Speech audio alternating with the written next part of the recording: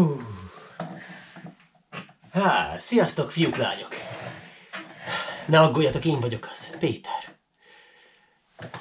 Nem hinnétek el. De ma a magyar nyelv egy olyan szabályrendszer jutott a birtokomban, amit a magyarok döntő többsége nem tud használni. És legszívesebben le is tagadnák, hogy létezik. Remélem nem követtek. Mindez olyan titkos, hogy a mai részt is inkább inkognitóban tartom. De megéri. Fiúk, lányok, készüljetek fel, mert ma kirúgunk a hámból.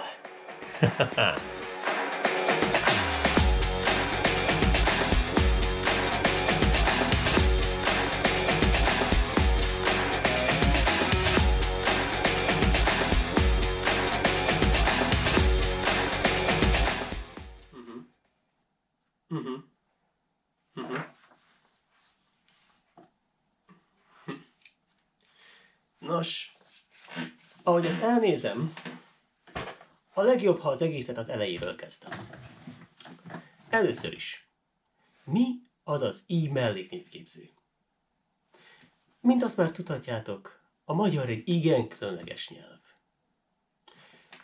Egyik különlegessége, egyik igazán nagy különlegessége, hogy a benne lévő főnevekből különböző módszerek segítségével képesek vagyunk mellékneveket képezni. Vegyük például az ősz szót. Az ősz rendkívül szép ebben az évben. Ha az ősz végére teszünk egyetlen i betűt, akkor már is egy melléknevet kapunk. Az őszit. Az őszi lombhullás igen látványos. Fontos azonban kiemelni, hogy nem csak a hétköznapi főnevekkel tehetjük ezt meg, hanem olyan főnevekkel, mint a helynevekkel, az államnevekkel, vagy a földrajzi nevekkel egyaránt is. Mi jelenti itt igazából a problémát? Az jelenti a problémát elsősorban, hogy az utóbbi helynevek, földrajzi nevek, államnevek mind nagybetűvel kezdődnek. És hogyha hozzájuk teszik az i-t és melléknévé válnak, akkor nem mindegy, hogy onnantól kezdve is kicsi vagy nagy kezdőbetűvel írjuk őket. Kezdjük talán a földrajzi nevekkel. Mondjuk Magyarország. Ez legyen az első példánk. Tehát, ha a Magyarország főnévből szeretnénk egy melléknevet képezni, akkor a végére tesszük az it, és megkaptuk azt, hogy magyarországi, ami már egy melléknév. Ez egy nagyon egyszerű példa, és az igazság az, hogy nagy általánosságban így is kell őket képezni. Nem említettem, és ez talán a legfontosabb, hogyha a Magyarország végére altesszük az it, akkor maga a kapott szó kisbetűvel fog képződni, kisbetűvel fog kezdődni. Tehát Magyarország, főnév, nagybetűvel kezdődik. Abból lesz magyarországi, ami már kisbetűvel kezdődik. És ez nagy általánosságban így van a legtöbb földrajzi név esetében. Azonban vannak olyan földrajzi nevek, amik több részből állnak, és ezeket a részeket kötőjel kapcsolja össze. Ha az első része ennek az összetett földrajzi névnek tulajdonnév, tehát egy konkrét dologra utal, akkor bizony melléknévként is nagybetűvel fog kezdődni.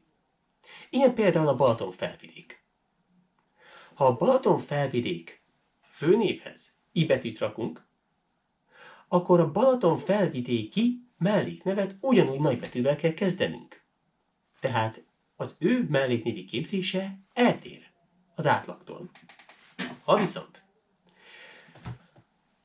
a tulajdonnév a második részét adja ennek az összetett földrajzi névnek, mint például a Holt Tisza esetében, akkor az ő esetében már ugyanúgy kisbetűvel kell képeznünk a melléknevet.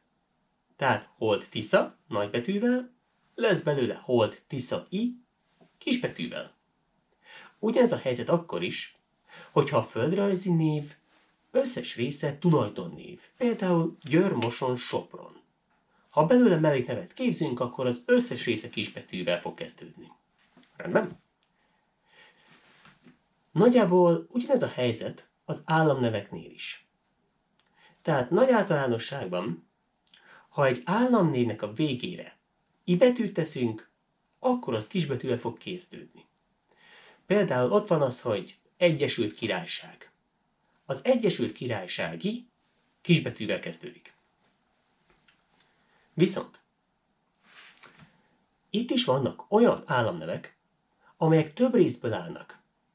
És hogyha az első rész tulajdonnév, a következő viszont nem, akkor melléknév esetében ugyanúgy nagybetűvel kell kezdeni a kialakult melléknevet. Tehát például San Marinoi köztársaság, ha abból képzünk melléknevet, San Marino köztársasági, akkor az is nagybetűvel fog kezdődni. Mindezek mellett minden olyan helynevet, mint például megállók nevei, vasútállomások nevei, színházak, mozik, stb. Nevei, mindig nagy kezdőbetűvel írjuk, hogyha melléknevet képzünk belőlük. Például ott van Magyarország legforgalmasabb vasútállomása, a nyugati pályaudvar. Ha azt akarjuk mondani, hogy nyugati pályaudvari, tehát melléknevet képzünk belőle, akkor bizony azt is nagybetűvel kell írni. Bizony. Azonban egészen idáig csak olyan helynevekről beszéltünk, amelyeket a magyar írásmód szerint alkotunk meg. Azonban hogy tudja ez a szabályrendszer kezelni azokat a helyneveket, amiket idegen írásmód szerint írunk? Nos, a válasz az, hogy nagy általánosságban ugyanúgy. Tehát, vegyünk egy példát. Greenwich. Ha a Greenwich szóból melléknevet képzünk, akkor az Greenwichi lesz. Tehát i betűre fog végződni, és az első kezdőbetűje kicsi lesz. Ahogyan azt a földrajzi neveknél is láthattuk. Viszont, ha az idegen írásmódú földrajzi nevünk, vagy helynevünk ire végződik, akkor mi a helyzet? Ilyen például a Helsinki. Sokan úgy gondolják, hogy akkor két i-t kell használnunk. Ez azonban nem igaz. Ha melléknevet képzünk belőle, akkor is csak egy i marad a végén. Tehát ilyenkor a főnév és a melléknév ugyanaz. Helsinki, Helsinki. Vannak olyan esetek is, amikor az idegen írásmódú helynévnek a végén nem i van, hanem valamilyen más magánhangzó, ami i hangot ad. Ilyen például Sydney, ami y-ra végződik, de i-nek halljuk. Az ő esetében a melléknévnek a végén egy kötőjeles i-t találunk, és a kezdőbetűje kicsi lesz. Tehát főnév Sydney, melléknév Sydney-i. Mi van azokkal az idegen írásmódú helynevekkel, amelyeknek a végét elnyomjuk? Ilyen például Seattle, ami erre végződik ugyan, de nem mondjuk ki. Az ő esetükben szintén kötőjeles it használunk, és itt az első betű szintén kicsi lesz. Végül, de nem utolsó sorban, vannak olyan idegen írásmódú helynevek, amelyek több részből állnak. Például New York. Ha belőlük akarunk melléknevet képezni, akkor azt úgy tehetjük meg, hogy a szó végére egy kötőjeles it teszünk. Viszont nagyon fontos kiemelni, hogy maga a helynév nagybetűs marad. New York i.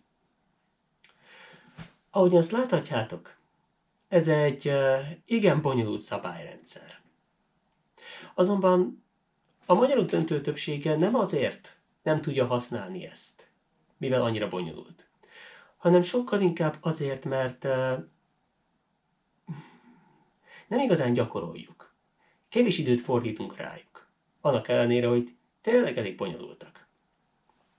Azonban biztosak lehettek benne, hogyha valamikor, bármikor ki tudtok segíteni egy magyart ebben a témában, akkor ő le fogja emelni a kalapját előttetek. Jaj, inkognito.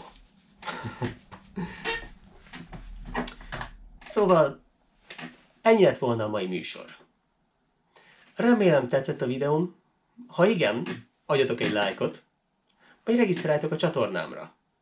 És ne felejtjétek, hogy már nem csak Facebookon, de Instagramon is elérhettek engem. Most pedig, ha megbocsátatok, van egy kis égetni való, mielőtt elkapnának. És hogyha bárki kérdezi, ezeket nem tőlem hallottátok. Oké? Na, sziasztok! Még annyi, hogy a videó 5 másodpercen belül megsemmisíti önmagát.